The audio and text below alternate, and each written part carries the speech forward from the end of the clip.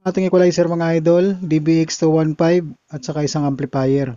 So shoutout sa isa nating viewers na nag-comment dun sa ating YouTube channel na kung paano daw i-connect yung DBX215 sa Sakura 739. So ang ating amplifier mga idol na Sakura 739 katulad niyan, so wala siyang FX slope na pwede natin lagyan ng ating equalizer.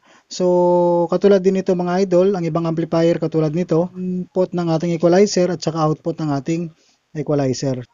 So pag walang ganito yung ating amplifier mga idol, mayroon tayong ibang paraan para mapadaan natin dito sa ating equalizer. So katulad niyan yung Sakura 739 ay mayroon siyang DVD input, MP3 input at saka auxiliary So yung dalawa diyan ay output.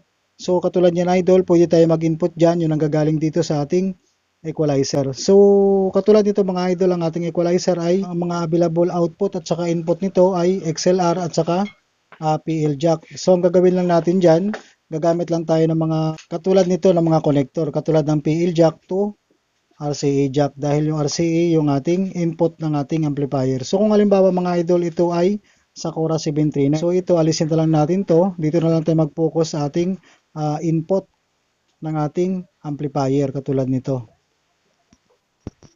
So, ito yung ating gagamitin mga idol na connector dito sa ating equalizer output papunta sa input ng ating amplifier. So, katulad nito, dual 6.35 to dual RCA. So, output lang tayo dito sa ating equalizer papunta dito sa input ng ating amplifier.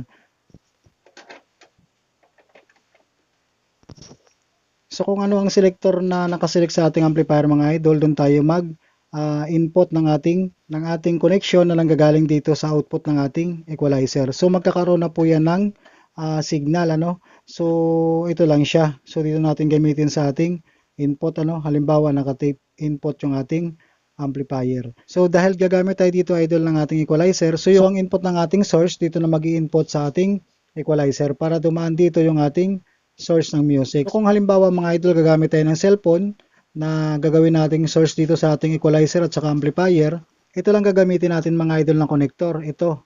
So kung minsan nagsa-cellphone po tayo, tapos yun lang gagamitin natin na pang source, so ito lang, 3.5 to dual 6.35. So itong dual 6.35 mga idol, ito yung input natin sa input ng ating channel 1 at saka channel 2 input ng equalizer.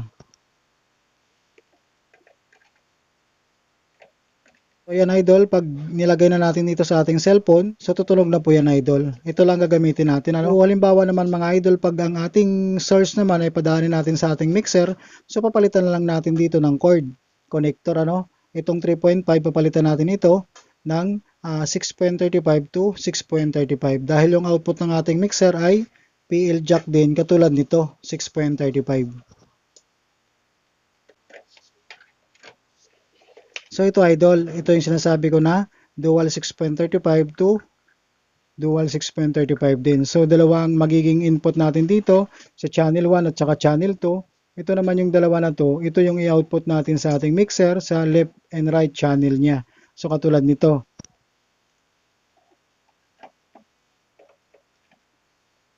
Itong dulo na to, dito naman to sa ating mixer. Kung sakaling gagamit tayo ng mixer, output ng ating mixer para dumaan dito sa ating equalizer yung ating sound. Pag ang ating source naman mga idol ay magagaling sa ating DVD, so DVD player, equalizer at saka amplifier, papalitan natin ulit natin dito yung ating input sa ating equalizer. So alisin natin itong dual 6.35 na to.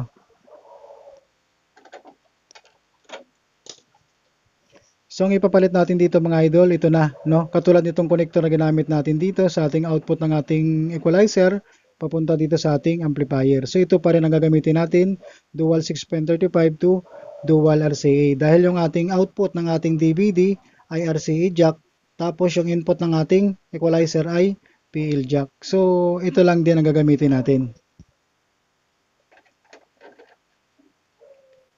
So ito yung i-output natin sa ating DVD. Pag DVD, equalizer at saka amplifier, so dual 6.35 to dual RCA lang. So dalawang pares ang kailangan natin dyan para sa ganong connection. Para sa ating connection, walang effect slope yung ating amplifier.